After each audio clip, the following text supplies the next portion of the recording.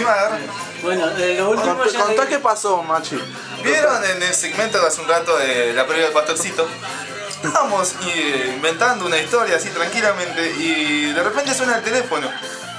Y digo, apa, ¿quién carajo está llamando? O sea, y llamaron a la radio pensando que era todo real.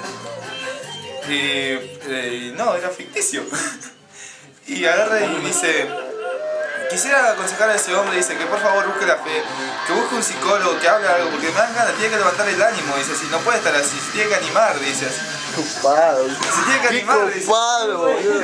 Copado. Porque me dan ganas de ir a la radio con un palo y pegarle, dice. Digo, si lo quiere decir en el aire, le digo. No, dice, porque voy a decir cosas que no debo. Dice, pero no, tranquilo, no pasa nada. Si mi nombre se me dice, no, me llamo tal, no voy a decir el nombre.